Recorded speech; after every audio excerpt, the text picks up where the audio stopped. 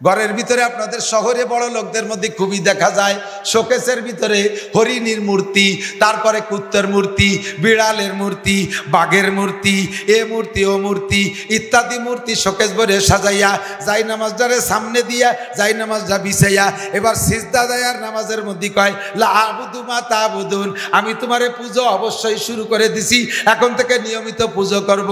হিন্দুরা মন্দিরের মধ্যে বাঘের মূর্তি, কুত্তার মূর্তি, সিংহর মূর্তি ইত্যাদি মূর্তি রাইকা পূজা করে, তুমিও ঘরের মধ্যে শোকেস ভরে এগুলো লাইকা তারে সামনে করে নে সিজদা দাও। দোস্ত তোমার জীবন ভরে এইরকম নামাজ যত বর্ষ কিছুই হয় নাই, আল্লাহ পাক রব্বুল আলামিন আমাদেরকে সহজ করে দিয়েছেন।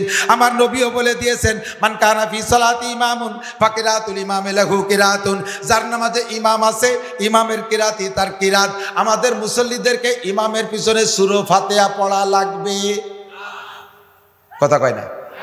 আপনার কি ফাতিহা পড়ার পক্ষে নাকি? ইমামের পিছনে সূরা ফাতিহা পড়া লাগবে, কিরাত পড়া লাগবে, আমিন জোরে বলা লাগবে না। আমি ঢাকা এসে দেখে আমার মাথা খারাপ হয়ে যায়। প্রত্যেকটা মসজিদই মুসল্লি সব হানাফি মাযহাবের, 90% হানাফি মাযহাবের, সব মাসালাগুলো হানাফি মাযহাবের আমল করে, সানাও বান্ধে নাবির নিচে, রফে দাইন করে না, পাও জায়গা মতো রাখে, সব মাসালা হানাফি মাযহাবের। অথচ ইমাম সাহেব ওয়ালা দাল্লিন করে ছেড়ে দিলি সারা মসজিদে একেবারে গুঞ্জন করে ওঠে আমিন। এই সব মসজিদে আমিন জোরে কয়া ইমামরা মোটে ঠেকাতেই পারতেছে না। এদিক তাকান, আমিন জোরে বললেও দোষ নাই, আস্তে বললেও দোষ নাই, যখন গ্যাঞ্জাম বাঁধাবে তখন জোরে বললে দোষ আছে। এদিক তাকান, হাদিসে আসছে আল্লাহ নবী বলেন, আমি কি বলছি আগে মনে রাখবেন, আমিন জোরে বলবেন না আস্তে বলবেন দুইটা আপনার খেয়াল আছে। এই দুইটার কোন দিকে এভাবে সহি পরিষ্কার হাদিস নাই যে আমিন জোরেই বলবা আমিন আস্তেই বলবা, এরকম আসে নাই। হাদিসে আসছে কি ইজা ক্বালা আল ইমামু গায়রিল মাগদুবি আলাইহিম ওয়ালাদ দাল্লিন ফাকুলু আমিন, ইমাম যখন ওয়ালাদ দাল্লিন করে ছেড়ে দেয় তখন তোমরা আমিন বলবা। এই আমিনটা বলবা যে আওয়াজেই বলো ওটা একটু টেনে বলবা, জোরে বললেও টেনে বলবা, আস্তে বললেও টেনে বলবা, আমিন একটু টেনে বলবা, আওয়াজ ছাড়া বললেও ওই অবস্থার পর একটু টেনে বলবা। এটা এই কথা বলা হয়েছে। এখন বিষয় হলো আমিন যদি আপনি জোরে বলেন আমি ঠেকাবো না, আস্তে বললে আপনি ঠেকায়েন না। যদি আপনি বলেন যে জোরে বলতেই হবে তাহলে আমি বলবো আমিন আস্তে বলতেই হবে। আমার দলিল আছে, আমার দলিল কি? হাদিসে আসছে আল্লাহ নবী বলেন মান আফাকা তামিনুহু তামিনাল মালাইকা গুফিরা লাহু মা তাকাদ্দামা মিন যামবিহি, যেই ব্যক্তির আমিন ইমাম ফেরেশতাদের আমিনের সাথে মিল হবে, যার আমিন বলা ফেরেশতাদের আমিনের সাথে মিল হবে, ওই লোকটার জীবনের সমস্ত গুনাহ আল্লাহ মাফ করিয়া দেয়। এবার আমার আমিন ফেরেশতাদের আমিনের সাথে মিলানোর দুইটা দিক, কয়টা? একটা হলো টাইমের মিল আর একটা হলো শব্দের মিল। টাইমের মিল কি? ফেরেশতারা যখন আমিন বলবে আমি ওই সময় আমিন বলবো, তাহলে টাইমের মিল হলো। আর একটা হলো আওয়াজের মিল, ফেরেশতারা যে আওয়াজে বলবে আমিও যদি ওই আওয়াজে বলি তাহলে আওয়াজের মিল। দুইটা দিক দিয়ে যদি ফেরেশতাদের সাথে আমিন মিলাইতে পারি তাহলে আমার জীবনের সমস্ত গুনাহ মাফ। নবী পাক বলেছেন এবার ফেরেশতাদের আমিনের সাথে টাইমের মিল করছি, সেটা হলো ইমাম যখন ওয়ালা দাল্লিন বলে ছেড়ে দিয়েছে ফেরেশতারা ওই সময় আমিন বলছে, আমি ওই সময় বলছি, টাইমের মিল করছি। এবার ফেরেশতারা আমিন জোরে বলছে না আস্তে বলছে? জোরে বললি তো শুনতাম, আমি যখন শুনি নাই তাহলে ওইটাই আস্তে বলা, কথা বলেন না কেন? তাহলে ফেরেশতারা বললো আস্তে, আপনি কেন জোরে বলেন? অর্ধেকে মিল করছেন, অর্ধেকে মিলেন নাই, আপনার গুনাহ অর্ধেক থেকে যাবে আর অর্ধেক মাপ হবে, পুরো মিলাতে পারলে সব মাপ। ভালো করে মনে রাখবেন, আমরা হানাফি মাযহাবের ইমাম মুসল্লি, আল্লাহর রহমতে আমাদের সুযোগ আছে, ফরজ নামাজে ইমামের পিছনে কিরাত পড়া লাগে। আমার কিরাত অশুদ্ধ, অশুদ্ধ কিরাতে 100 বছর নামাজ পড়ছেন, খুদার কসম অশুদ্ধ কিরাতে নামাজ পড়ছেন 100 বছর হায়াত পর্যন্ত আপনার এক ওয়াক্তের নামাজও হয় নাই। বিনা হিসাবে বেনামাজি হিসেবে কিয়ামতের ময়দানে আপনাকে উঠতে হবে।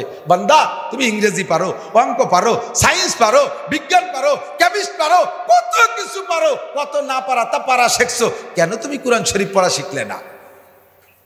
আর কোরআন শরীফ পড়া দুনিয়ার সমস্ত ভাষা শেখার চাইতে কোরআন শরীফ শেখা সহজ। আল্লাহ নিজেই বলেন ওয়ালাম ইয়াজআল্লাহু ইয়াওয়াজা, কোরআনের মধ্যে কোনো বক্রতা আল্লাহ রাখে নাই। ইংরেজি ভাষার মতো ফালতু ভাষা হয় না, লেখে একটা পড়ে আর একটা। কথা কয় না? লেখে টি, পড়ে স। ইলেকশন বানান কি? TION, সন, ঠিক না? প্রোডাকশন বানান কি?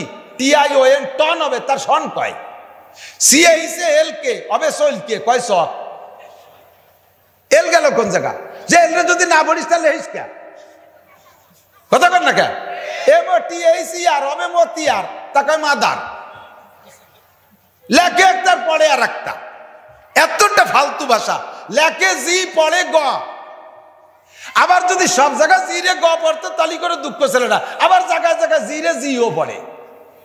জেনারেল লিখতে যে জি দিয়ে লেখে, তা সে জায়গায় জেনারেল পড়ো, তা তো বলো না। আবার বার্গার লিখতে যে জি দিয়ে লেখো, সে জায়গায় বার্জার না পড়ে বার্গার কও। লেখে একটা পড়ে আর একটা। আরবি সদ লেখে সিন পড়া লাগে না, দাল লেখে দত পড়া লাগে না, লাম লেখে মিম পড়া লাগে না, কাপ লেখে কপ পড়া লাগে না, যা লেখি তাই পড়ি। এত সহজ সরল ভাষা, এ পড়তে মাত্র 61 দিন লাগে। এই 61 দিনের মেহনত করলে আপনার নামাজ শুদ্ধ হবে। যতদিন শুদ্ধ না হবে অতদিন আপনার অশুদ্ধ কিরাতের নামাজ হই নেই এবং সামনে যত পড়বেন হবে না। 100 বার আমি বলি, 1 কোটি বার বলবো। এখন আপনি যদি রাগ করে কন যে এ পড়ার পরে যদি নাই হয়, শীতকালে অজু বানাতে হাত পা ভেঙে চুরি নিয়ে এসে তারপরে পড়লি যদি নাই হয়, তাহলে না পড়া এই ভালো বাদ যাক, পড়বো না। তা আবার আমি বলতে পারবো না। তবে আপনি বললি পড়তে পারেন, না বললি না পড়তে পারেন। আপনার অশুদ্ধ কিরাতের নামাজ হয় নেই, হবেও না। একটা অপশন খোলা আছে। এদিক কষ্ট হচ্ছে আপনাদের? কষ্ট হচ্ছে? একটা অপশন খোলা আছে। কি খোলা আছে? একটা অপশন। সেটা হলো আজকে এই জায়গায় বসে প্রতিজ্ঞা করবেন। আজকে এই জায়গায় বসে প্রতিজ্ঞা করবেন, আগামীকাল সকালবেলা একটা নাদিয়া কায়দা, একটা সিপারা কিনিয়া মহল্লার মসজিদের ইমাম সাহেব অথবা স্থানীয় মাদ্রাসার একটা ছাত্রর কাছে অথবা এলাকায় যারা টিউশনি পড়ায় উলামায়ে কিরাম, আমি তার কাছে আজ থেকে, কালকে থেকে, কাল সকাল থেকে পড়বই। মরণের আগে কোরআন শুদ্ধ করে না পড়ে আমি মরবো না। এই পাক্কা প্রতিজ্ঞা করে এখান থেকে উঠে যান। রাতে সকালবেলা তো কায়দা কিনবেন, এই নিয়ত করে গেছেন। রাত্রে তো আর কিনতেও পারবে না, পড়তেও পারবে না। সকালে কায়দা কিনে পড়া শুরু করবেন। এই কায়দার আলিফবা শুরু করার পরের থেকে আপনার পিছনের সমস্ত ভুল নামাজগুলো আল্লাহ তাআলা শুদ্ধ করে আমলনামা ভরিয়ে দেবে। যদি আপনি ফজরের আগে রাতারাত মারা যান, তাহলে পিছনের 40 বছরের ভুল নামাজকে আল্লাহ শুদ্ধ করে আমলনামায় উঠাই দেবে। এই একটা দরজা খোলা আছে। তবে প্রতিজ্ঞাটা সেইরকম হতে হবে। সকাল কয় যে যদি হুজুর যখন বলল কাল সকালে না দিয়ে কায়দা, আচ্ছা মুভি তো কয়ে যায় যে কিনবানি, আসলে তো কিনবো না। আল্লাহ তোমার চালাকি ভালোই জানে কি জানে না? আল্লাহু আকবারের দিক তাকান। মসজিদের আজান আর একামতের কি কোয়ালিটি! আল্লাহু আকবার। আমিও ইমামতি করতাম, ছাত্র বয়সে আমার ভাই ইমামতি করতো, 2 ভাই 2 মসজিদে ইমামতি করতাম। ইমামতি করে সামান্য পয়সা নিয়ে তাই দিয়ে আমরা পড়াশোনা করতাম। অত্যন্ত গুরবতের ভিতর দিয়ে আল্লাহ তাআলা আমাদেরকে বড় করছে। তো আমার মসজিদের মুসল্লি একটা মুয়াজ্জিন, এ আজানের এত পাগল, আজান দেবেই। আমি আজান দিলেও তার মন সারে না। আমার আজানের পরে আবার আজান দেয়। মানে ও কেন মিস করলো, সেইটা ওরটাও পুরোতি হবে। সে করলাম, মেয়ে আজান তো হয় না, একামত হয় না, শেখেন। 4 বছর শিখেছি। 4 বছর শিখানোর পরে এবার ইন্টারভিউ নিলাম, দেন একামত শুনুন। এবার কয় আল্লাহু আকবার, আল্লাহু আকবার, আশহাদু আন্না লা ইলাহা ইল্লাল্লাহ, আশহাদু আন্না লা ইলাহা ইল্লাল্লাহ, আশহাদু আন্না মুহাম্মাদুর রাসূলুল্লাহ, আইউলাতের সালাহ, আইউলাতের সালাহ, আইউলাতের ফালা, আইউলাতের ফালা, কত কাদামিস সালাহ, কত কাদামিস সালাহ, আল্লাহু আকবার, আল্লাহু আকবার, লা ইলাহা ইল্লাল্লাহ। আমি কই ফেরেশতারা থাপলায় দাঁত ফেলাই দিবে। আবার তুমি এই ইকামত দেওয়ার জন্য পাগল? শুদ্ধ আজান, শুদ্ধ একামত আমাকে শিখতে হবে কি হবে না? কতক্ষণ ভালো করে মনে রাখেন। আমাদেরকে সুযোগ দেওয়া হয়েছে, এই সুন্নত নামাজ নবীর হক, সুন্নত আমিও মানুষ, নবীও মানুষ, নবীর সাথে অন্য কোনো আমল দিয়ে একটা পীড়িত সম্পর্ক করে নিলে হয়তো এই সুন্নত নামাজের দায় সেখান থেকে ছাড়াই আসতে পারি। বাকি ফরজ নামাজ কার হক? আল্লাহ সেই জায়গায় সুযোগ দিয়েছে। মসজিদে যে ইমামের পিছনে ইক্তেদা করবেন, কিরাত পড়া লাগবে না। কথা কি বুঝে আসছে? পাশাপাশি আপনার এই ভুল কিরাতের নামাজে ইমামের কাঁধে চড়াই দিয়ে আপনি শুদ্ধ নামাজ নিয়ে বাড়ি চলে আসতে পারতেছেন, কারণ পড়া তো লাগতেছে না। আর 1 ওয়াক্তের বিনিময়ে 527 ওয়াক্তের সওয়াব। সুবহানাল্লাহ। আর অজু বানায় যদি অজুর সময় যদি পকেটে মেসাক থাকবে, মেসাক দিয়ে একটা ডলা দেন, ডাইন পাশ থেকে এভাবে ঘুরে ঘুরে একটা ডলা দেন, তাহলে এর বিনিময়ে ওই নামাজের মর্যাদা আরো 70 গুণ বেড়ে যাবে। মান কানা ইউরিদু হারসাল আখিরা নাজিদ লাহু ফি হারসি। আগেই বলেছি সময় কম কামাই বেশি, সময় কম কামাই বেশি। যে কোনো ভাবে যে কোনো কৌশলে আমাকে বেশি ইনকাম করতে হবে। তবে সাবধানে দিক তাকান ভাই, ঘরের থেকে বেরোইছেন ডিম কিনতে যাবেন, পাশের দোকানদার দোকান বাসার সামনে যে দোকান ওই দোকানে জিজ্ঞেস করছে ডিমির হালি কত? কয় 60 টাকা। একজন কানে কানে কয় ওই দোকানে ডিমির হালি 55 টাকা, 5 টাকা কম। চুপ করে গুড়ি বাই হেঁটে চলে গেছেন। সত্যি সে জায়গায় যে 55 টাকা ডিম পাইছেন, সে জায়গা যাওয়ার পরে দেখেন এখন খারাপ লাগতেছে, একটু চাটা খেয়ে যাই, একখান টোস্ট দে দেশে 5 টাকা, একটা চা দে দেশে 5 টাকা, একটা পান দে দেশে 5 টাকা। আর একজন কয় ভাই একা খাচ্ছেন নাকি? কয়টা ওরেও খাওয়া, তারও 15 টাকা। খাওয়ানোর পরে এখন এটি জাতি বাড়ি খারাপ লাগতেছে, এখন রিক্সা ডাক দে। রিক্সা এলাকায় উল্টো দিক যাবো না, রাস্তা খারাপ, 50 টাকা লাগবে। সে 50 টাকা নেছে, 50 আর ওপাশে গেছে 60, 110 টাকা খরচ, লাভ করছে কত? 5 টাকা। খুশিতে বাগ। এটা ভালো বোঝো, ওই জায়গা গেলি বাড়াই খালিতে 5 টাকা লাভ হয়, সেই জায়গায় যাও পিছনে 110 টাকা চলে যায়, তা মনে থাকে না। ঘরের থেকে বেরোইয়া মসজিদে নামাজ পড়লে 1 ওয়াক্তের বিনিময়ে 527 ওয়াক্তের সওয়াব পাওয়া যায়, এটা তুমি বোঝো না। এ জায়গা তুমি দুর্বল। পাশাপাশি শহরে আর একটা ঝামেলা আছে, যদিও শহরে থাকি না, আসি যাই তো খবর রাখি। শহরে মহিলারা মসজিদে নামাজ পড়ার খুব ভক্ত, ভালো করে মনে রাখেন। মহিলারা মসজিদে নামাজের চাইতে ঘরের ভিতরে নির্জন কক্ষে নামাজ পড়লে 5 গুণ সওয়াব বেশি। রমজান মাসে তারাবি পড়ার ভক্ত, কিয়ামুল লাইলের আর এক ভঙ্গি জড়ছে শহরে মৌলবীরা। এই মসজিদে কিয়ামুল লাইল শেষ, কই যে বাতাস দিয়ে না, এত ভালো জানতেছে। শেষ রাত্রিতে সেহরি খাইয়া দলে দলে মহিলা কিয়ামুল লাইলে যায়, বিলকুল করো নেকি হবে বলে আমার মনে হয় না। মসজিদে নববীতে এক মহিলা গেছে কুবা এলাকার থেকে, হাজী সাহেব যারা গেছেন তারা কুবা চেনেন। নবী আলাইহিস সালাতু ওয়াস সালাম মক্কা থেকে সর্বপ্রথম মদিনায় যে কুবা মসজিদ নির্মাণ করছে। কুবা মসজিদ আল্লাহর কাছে অত্যন্ত দামি মসজিদ। হুজুর বলেন শনিবারে যদি কেউ মদিনা থেকে কুবায় পায়ে হেঁটে এসে কুবা মসজিদে ইশরাকের নামাজ পড়ে ফজরের পরে, ওই লোকটাকে একটা উমরার সওয়াব দান করা হয়। এত দামি মসজিদ কুবা মসজিদ। কুবা এলাকার একজন ইমামও আছে কুবা মসজিদে। হুজুর আলাইহিস সালাতু ওয়াস সালাম মসজিদে নববীতে যে মসজিদ বানাইছে, মসজিদে নববী মদিনায় যাইয়া, এবার কুবা এলাকার এক মহিলা কয়েক ওয়াক্ত মদিনায় যাইয়া রসুলের পিছনে নামাজ পড়ছে।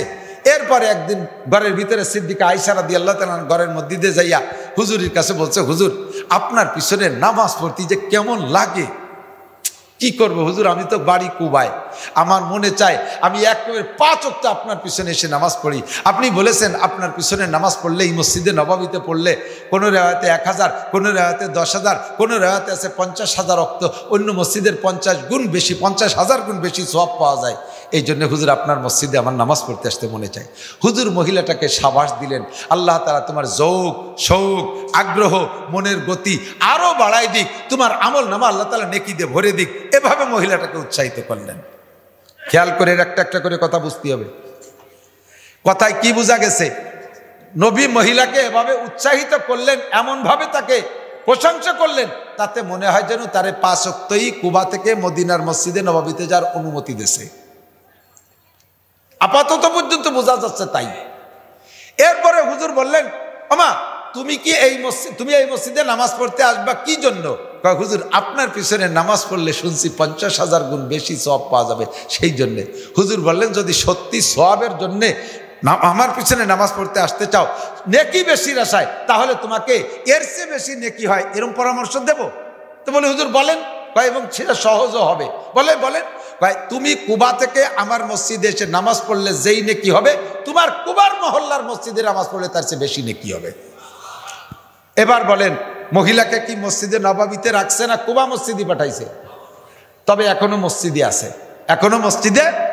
আছে। এবার হুজুর বললেন, মহিলা তুমি মসজিদে নামাজ পড়বা কি জন্য? হুজুর বেশি নেকির আশায়। কুবা মসজিদে নামাজ পড়লে যে পরিমাণ নেকি হয় এর চেয়ে বেশি নেকি হয় আর একটা জায়গায় নামাজ পড়বে, বলবো? মহিলা বললেন, হুজুর বলেন। এবং সেটা সহজ হবে। সেটা হলো তোমার বাড়ির ভিতরে যে কোনো ঘরে পড়লে এই কুবা মসজিদের চাইতে বেশি নেকি হয়। এবার মহিলারা মসজিদে রাখছে না বাড়ি নিয়ে গেছে? এবার কয় এই বাড়ির যে কোনো ঘরে পড়ার চাইতে আর একটা জায়গায় পড়লে আরো বেশি নাকি হয়, বলবো? আপনার কাছে জিজ্ঞেস করছি না, ওই মহিলার কাছে হুজুর জিজ্ঞেস করতেছে। কয় জি হুজুর বলেন। কয় তোমার বাড়ির যে কোনো ঘরে পড়ার চাইতে তোমার বসবাস ঘরের ভিতরে পড়লে বেশি নাকি হয়। কয় গুণ হইছে? কয় গুণ? মসজিদে নববীর থেকে 4 গুণ নিজের বসবাস ঘরে। হুজুর বলেন এর চেয়েও বেশি নাকির একটা জায়গা আছে, আরো সহজ হবে, বলবো? জি হুজুর বলেন। তোমার ঘরের যে কোনো জায়গা পড়ার চাইতে নামাজ বলে একটা খাস কামরা বানাইয়া ওই খাস রুমের ভিতরে নামাজ পড়লে আরো বেশি নাকি হবে। তাহলে কয় আরো হইছে বলেন তো? 5 আরো। কয় আরো? মসজিদে নববীর থেকে কুবা, কুবার থেকে বাড়ির যে কোনো ঘর, বাড়ির যে কোনো ঘরের থেকে বসত ঘর, বসত ঘরের যে কোনো জায়গার থেকে খাস কামরা 5 গুণ নাকি মসজিদে নববীতে পড়ার চাইতে ঘরের খাস কামরার ভিতরে যদি পড়লে 5 গুণ বেশি নাকি হয়। বাংলাদেশের মতো ফেতনাবাজ জায়গায় এই জায়গা মসজিদে নামাজ পড়ার চাইতে প্রত্যেকটা মহিলা তার বাসার ভিতরে খাস কামরার ভিতরে পড়লে আমার বিশ্বাস 5 গুণ নয়, এই ফেতনার জমানায় 5000 গুণ বেশি নাকি হবে। কয় কি হুজুর এখনো যে সৌদি আরবে মহিলারা মসজিদে নামাজ পড়ে? আরে বেটা, কার সাথে কারে তুলনা করো? কোথায় সৌদি আরব আর কোথায় বাংলাদেশ? কোথায় সৌদি আরব, কোথায় বাংলাদেশ? হাজী সাহেব যারা গিয়েছেন, হাজী সাহেবরা সাক্ষী দেন, মাগরিবের আজান হয় আরাফাতের ময়দানে। কথা কয় না? আরাফাতের ময়দানে মাগরিবের আজান হয়, কিন্তু মাগরিব ওখানে পড়া যাবে না। মাগরিব পড়তে হবে মুজদালেফায় যাইয়া। মাগরিব আর ইশা একসাথে পড়তে হয় মুজদালেফায় যাই, এরকে বলে জমা বাইনা সলাতাইন। মাগরিবের আজানের পরে এই কোটি খানিক হাজী সাহেব একসাথে রওনা দেয়। কেউ গাড়িতে গাড়িতে যায় আর পায়ে হেঁটে বহুত যায়। আমি প্রথমবার পায়ে হেঁটে গেছি। প্রায় 2-3 কিলোমিটার পথ যাইতে আপনার হাঁটা লাগবে না, শুধু পড়িয়ে না যান এইটুকু খেয়াল রাখতে হবে। পড়িয়ে গেলে আর বাড়ি যেতে পারলেন না। সুজায় দাঁড়ায় থাকবেন, অনায়াসে স্রোতের গতিতে খালি চলতি তালে থাকবেন। নারী দে, পুরুষ দে, সুন্দরী যুবতী মহিলা, যুবক পুরুষ, সর্বশ্রেণী মানুষ গায়ে গায়ে এমন ভাবে মিশানো, হাঁটা লাগে না, স্রোতের গতিতে সত্যি থাকে। পাকিস্তানি, মিশরি, পশ্চিমা সুন্দরী সুন্দরী মহিলারা এভাবে গায়ের সাথে চাপাচাপি ঠেলাঠেলির ভিতর দিয়ে হাঁটে। হাঁটতে হাঁটতে কত দূর যাওয়ার পরে 7-8 কিলো যাওয়ার পরে ক্লান্ত হয়ে যায়। এই যুবতী মেয়েরা পাহাড়ের গায়ে শুয়ে শুয়ে কিছুক্ষণ রেস্ট নেয়। রাতের বেলা রাত, এ সময় রাত 10টা, 10:30, 11টা পাহাড়ের গায়ে শুয়ে শুয়ে তারা আরাম রেস্ট নিচ্ছে। তারপরে আবার যায়। মৌমাছির মতো দেখা যাচ্ছে যেন মৌমাছি পড়ে রয়েছে। একটা পুরুষের ভিতরে আল্লাহর রহমতে কোনো প্রকার কুধারণা আসে না। ওর একটা মেয়ের সাথে কথা বলবে, পাশে যে একটু বসবে, এরকম জুরআত আর এরকম বাহাদুরি সাহস অন্তরের ভিতরে আসে না। হেরাম শরীফের ভিতরে তওব করে নারী আর পুরুষ গায়ে গায়ে ডলাডলি, কের দিকে কের খারাপ ধারণা আসে না। সৌদি আরবের সাথে তুমি বাংলাদেশ, মসজিদের ছাদের উপরে জেনার খবর, এর মেহরাবের ভিতরে বিভিন্ন প্রকার খারাপ খবর আসে। এই জায়গা যদি রাতের বেলা মহিলাদেরকে মসজিদে, মহল্লার মসজিদে যাওয়ার অনুমতি দেয়, ফজর আর ইশার সময় দুর্ঘটনা, অ্যাক্সিডেন্টের সম্ভাবনা থাকে কি থাকে না? কথা বলেন, আছে কি না? আর একটা অ্যাক্সিডেন্ট সারা জীবনের ফরজ জামাতে নামাজ পড়াই দিয়ে তুমি এর কভার করতে পারবা না। কাদেই করনাফি বুয়ুতিকুন্না, আল্লাহ বলেছেন করনাফি বুয়ুতিকুন্না, ঘরের ভিতরে আবদ্ধ থাকো। মহিলাদের তারাবির নামাজ পড়তে যাওয়া লাগবে না। আমি এই ঢাকা শহরের বড় এক মসজিদ নাম কব না, ওই মসজিদের ইমাম সাহেব পুরো ঢাকার সমস্ত ইমামের কাছে প্রসিদ্ধ, নাম কব না। বিসমিল্লাহ। জায়গা আরো ভালো প্রসিদ্ধ, নাম কব না।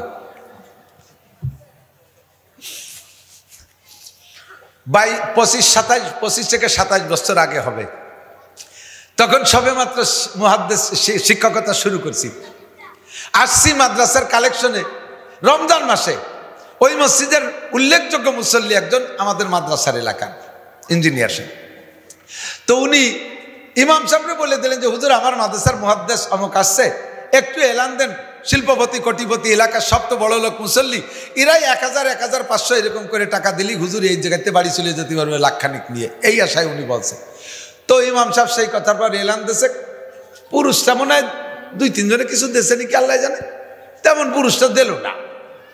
এখন ইমাম সাহেব বলতেছে হুজুর দোতলায় খালাম মারা আছে, আপনি ওই জালনার দ্বারে যে বসেন খালাম মারা টাহা দেয়। আমি কি এত খালাম্মা কইতে পারলাম? এখন লজ্জায় মরি যাচ্ছে। ওদিকে ইমাম সাহেব কইছে না গেলে আবার কেমন হয়, রুমাল টুমাল মুড়ি দিয়ে যে জালনার কাছে বইছি, এক খালাম্মা 20 টাকার একটা নোট ছেড়ে দিছে। পরের খালাম্মা এসে হুজুর আমি মুসাফার মধ্যে টাকা দেই, আমার সাথে মুসাফা করবে, সে খালাম্মা টাকা দেবে। আমি কই যে তোমার কাছেও মাপ চাই, আল্লাহর কাছেও মাপ চাই। আমি এই খয়রাতার জীবনে ঢাকা করতে আসবো না। খালা মারা তারাবির নামাজ পড়িয়ে আমি একটা বেগানা পুরুষ আমার সাথে মুসাফা করি, আমার টাকা দিয়ে উনি বেচতে কিনতে আইছে। নামাজ পড়িয়ে বেরোইয়া বোরকা টোরকা খুলে সব ভ্যানিটি ব্যাগ বইয়ে নিউ মার্কেটের দিকে রওনা।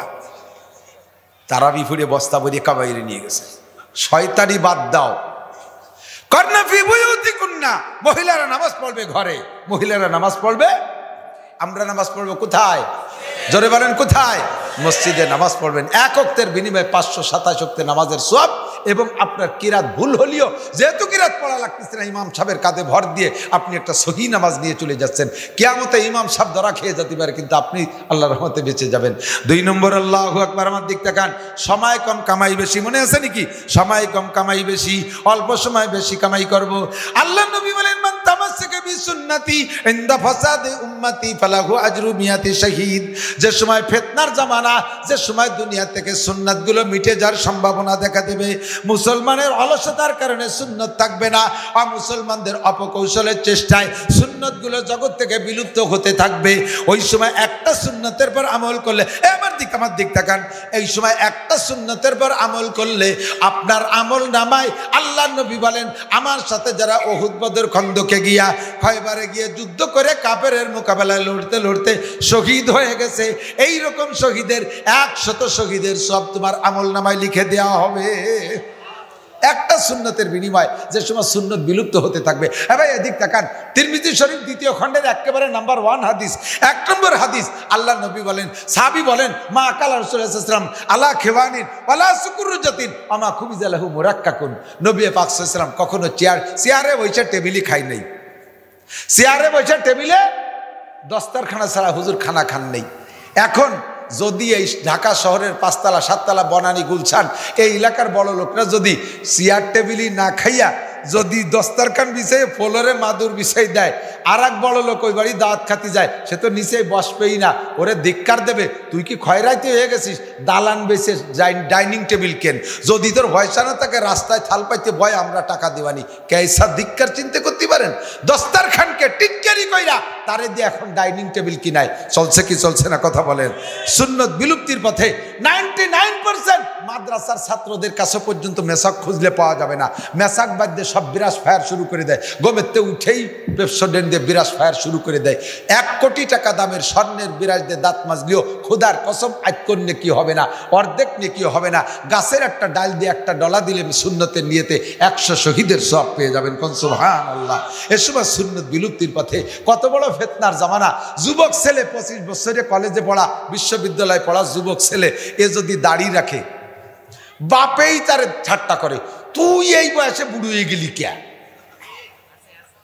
এ কয় কি কয় না, তোর কি দাড়ি রাখার বয়স হইছে? যদি কোনো বাপ ছেলেরে বলে যে তোর কি দাড়ি রাখার বয়স হইছে, বলার সঙ্গে সঙ্গে ওই আব্বা কাফের হয়ে গেছে। কেন কেন বুঝে কোন কেন কাফের হইছে? ওই ছেলেটা ওই লোকের ওই বুড়ো বাপ ও আল্লাহর কুদরতের পর অভিযোগ করছে, বোঝেন নাই? ওর দাড়ি রাখার বয়স যদি না হয় তাহলে কি আল্লাহ দাড়ি দিছে? বাপে কয় তোর দাড়ি রাখার বয়স হয়নি, তুই রাখলি কে? আল্লাহ হয়তো ভুল বছর দিয়ে ফেলাইছে, তাই বলে তুই রাখবি নাকি? ওর দাড়ি রাখার বয়স না হলে কি আল্লাহ দাড়ি দিছে? কথা কয় না। আমরা জন্ম নিছি, প্রত্যেকেই জন্মের সময় মাথায় কিছু চুল নিয়ে জন্ম নিছি না? চুল ছাড়া কেউই নেই, 99% চুল সহ জন্ম নিছি। তো মাত্র 5-6 মাস মার পেটে থাকিয়ে আমার মাথার ভিতরে এত বড় বড় চুল অতি পারলো, তো আমার ওই সময় দাড়ি অতি পারতো না? দাড়ি সহ হয়েছেন নাকি কেউ? খালি চুল হয়েছে, ঠিক না? তো যে আল্লাহ তাআলা মার পেটে রাখা অবস্থায় চুল দিতে পারছে, সে আল্লাহ দাড়ি দিতে পারতেন, কিন্তু দাড়ি কেন দেয়নি? কয় চুলের মশালার দাড়ির মশালা পার্থক্য আছে। চুলের মশালা হলো জন্মের পরে 7ম দিন মাথার চুল চাইছে হলক করে চুল ওজনে সোনার উপর দান করে দিতে হয়, আর দাড়ির মশালা হলো গজানোর পরে কোনোদিন কাটা যায় না, কোনোদিন কাটা যায় না। এবার দাড়ি বড় সম্মানী অঙ্গ। নবজাতক বাচ্চা, সে তার চুল তো কেটেই ফেলতে হবে, তার মুখে যে দাড়ি আছে এই দাড়ির যত্ন সে বুঝবে না। অয়েল ক্লথের পর শোয়ানো আছে, অয়েল ক্লথের পর পলিথিনের পর শোয়ানো আছে, পেশাব পায়খানা করে দেখবেন অনেক সময় গুলাই ফুলাইয়ে মাথা মুখ সব জায়গা মাহাই ফেলে মুখ ধরে খাওয়া শুরু হয়ে দেয়। তার দাড়ি মাড়ির কোনো তার যত্ন সে করতে পারবে? কাজেই ওই বয়সে ওরে দাড়ি দিলি দাড়ির যত্ন হবে না, এই জন্য আল্লাহ তাআলা তারে জন্মের সময় দাড়ি দেয়নি। ওরে দাড়ি দেবে কোন সময়? আল্লাহ বোঝেন, আল্লাহ জানেন যে কোন সময় দাড়ি দিলে সে দাড়ির যত্ন করতে পারবে। যা সেই সময় 16, 17, 18, 20 বছর বয়সে যে আল্লাহ তারা দাড়ি দেয়। ওর আব্বা কয় তোর কি দাড়ি রেখার বয়স হয়েছে? তাহলে বোঝা গেল যে আল্লাহর চাইতে এক লাইন বেশি বুঝিয়ে ফেলাইছে। এতে বাপের ইমান নষ্ট হয়ে যাবে। যুবক ছেলে যদি দাড়ি রাখে, মাও তারে ধিক্কার দেয়, তোর আব্বা তো সাবালে গল না, তুই বুড়ো হয়ে গেলি কে? কয় কি কয় না? এই সময় দাড়ি রাখা সম্ভব? কাজেই কাটিয়ে বেলায় দেয়। যুবক স্বামী যদি দাড়ি রাখে, বউতিও কয় তুমি এই বয়সে দাড়ি রাখছো, তুমি দাড়ি রাখার পরে আমার বড় চাচার মতো দেখা যাচ্ছে। ওর স্বামীরে বলে বড় চাচার মতো দেয়। দাড়ি রাখা বড় কঠিন না?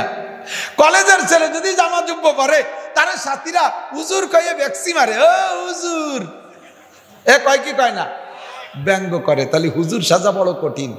এই মুহূর্তে যদি তুমি এই সুন্নতগুলোর পর আমল করো, এই বয়সে দাড়ি রাখলে 100 শহীদের সওয়াব, এই বয়সে টুপি বললে 100 শহীদের সওয়াব, এই বয়সে জুব্ব বললে 100 শহীদের সওয়াব। মহিলা এই বয়সে যদি তুমি পর্দা করো, এই বয়সে 100% পর্দা। পর্দা আবার বোরকার নাম পর্দা বানাইছে, কিন্তু সে বোরকার আবার শাটার খুলে দেওয়া, দেখছেন না? দোকানের মতো শাটার উল্টে দিচ্ছে, জাপ উঠে দিচ্ছে। জাপ উঠেনে বোরকা কোনো বোরকা না। বডির সাথে টাইট ফিটিস বোরকা বোরকা না। বোরকা হতে হবে মোটা, মোটা কালো কাপড়ে ঢিলা ঢালা। সবচেয়ে সুন্দর হয় ঢিলা ঢালা বোরকা বানায়া সোটা দিয়া গরম পানির মধ্যে খারে দিয়ে সেদ্ধ করে দেবেন, কুকড়ি মুকড়ি ধরে যাবে। এই বোরকা পরে ছেড়ে দেবেন, মাইয়া জীবন ভরে কলেজ বিশ্ববিদ্যালয়ে যাতায়াত করবে, কোনোদিন অ্যাক্সিডেন্ট করবে না। ঝুপড়ি ঝাপড়া দেখলি কেউ ওর দিক ফিরেও তাকাবে না, ওর নাম্বার কেউ নেওয়ার চেষ্টা করবে না। কতক্ষণ ঠিক ঠিক না? ও পার্কে ওরে কেউ তলব করবে না, আল্লাহর রহমতে নিরাপদে যাতায়াত করবে। এই জন্যে শরিয়াতের প্রত্যেকটা বিধানের মধ্যে শান্তি আছে। শরিয়াতের বিধান আমল করলে দুনিয়ায়ও লাভ, আখেরাতেও লাভ। আখেরাতেও লাভ, দুনিয়ায়ও লাভ। ঠিক কি ঠিক না? এদিক তাকান, আর একটু বুঝেই দিই। দাড়ি রাখতে আরাম না কাটতে আরাম? রাখতে কষ্ট না কাটতে কষ্ট? দাড়ি রাখতে কষ্ট না কাটতে কষ্ট? রাখতে কষ্ট। কাটতে রাখতে তো যে রাখিয়ে ফেলাইছে, হয়ে গেছে রাহা, ঠিক না? কাটতে গেলি ব্যথা করে, কম বেশ ব্যথা করে। এই যে আমরা সাইড দিয়ে একটু মোস্টাস পরিষ্কার করি, তাই তো ব্যথা করে। আর যারা পুরো মুখ আছে, আর যদি সেলুনির থেকে দাড়ি শেপ হন, পয়সা যদি দেওয়ার অভ্যাস না থাকে, সেলুনে ফাঁকি দেওয়ার অভ্যাস থাকে, সেলুনওয়ালা যদি জানে আপনার মুখ শেভ করবে, দাড়ি শেভ করবে, নতুন ব্লেড দে না। এমন ব্লেড দিয়ে চাস্তিছে, ওকে কি এরিস দিতে আমরা শুনিয়ে গেল, কয় যে টাকা দেবানি মোটে 10টা। এই ব্লেড দিয়ে 3 জনের দাড়ি কাটে 2 জনের বগল সাফ করে তারপরে ধরছে ওরে। ছাগল ঝুলার মতো খরাত খরাত শব্দ অতি তালে গেছে, মুখখান লাল হয়ে গেছে,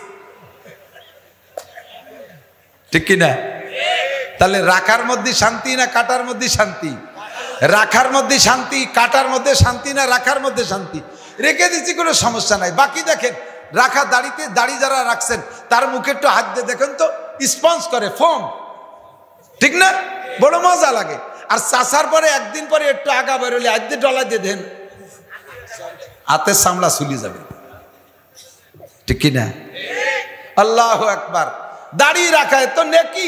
বাকি বাহ্যিক ভাবে দেখেন, একবার বয়স 50, আর একবার বয়স 25, একবার বয়স 50 আর একবার বয়স 25।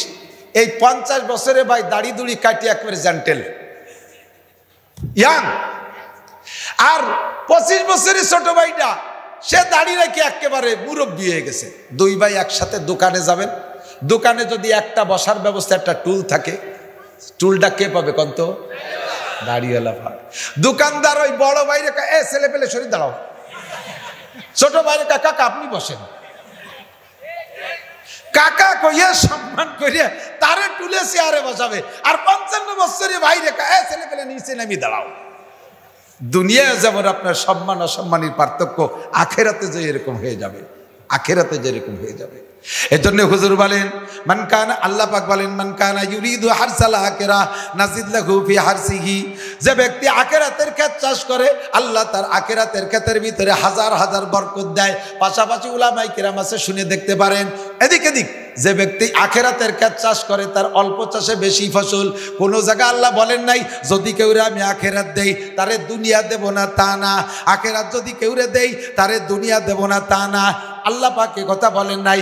আখিরাত দিলে তারে দুনিয়াও দিতে পারে। তবে আমান কানা ইউরিদু হারসাদ দুনিয়া, যদি কোনো ব্যক্তি দুনিয়াই চায় আখিরাতকে বাদ দিয়া, আখিরাত মোটে মানেই না, আখিরাত মোটে চাই না, ওর কামিয়াবি শুধু দুনিয়ায়, ওর কল্যাণ চায় শুধু দুনিয়ায়, দুনিয়ার সফলতা চায়, আল্লাহ পাক বলেন নুতিহি মিনহা, দুনিয়া তারে একটু দেব, তবে আমা লাহু ফিল আখিরাতি মিন নাসিব, আমা লাহু ফিল আখিরাতি মিন নাসিব, আখিরাতে তুমি কিচ্ছুই পাবা না।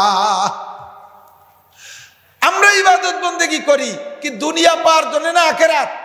জোর হলো না? নামাজ কার জন্য, রোজা কার জন্য, হজ কার জন্য? বলেন ইয়্যাকা না'বুদু, ইবাদত তোমারই করি, কার জন্য? আল্লাহর জন্য। আল্লাহ কয় ওয়ালা ইউশরিক বিইবাদাতি রাব্বি আহাদা, আমার সাথে ইবাদত, আমার ইবাদত করতে যাই আমার সাথে কেউ রে শরীক করতে পারবি না।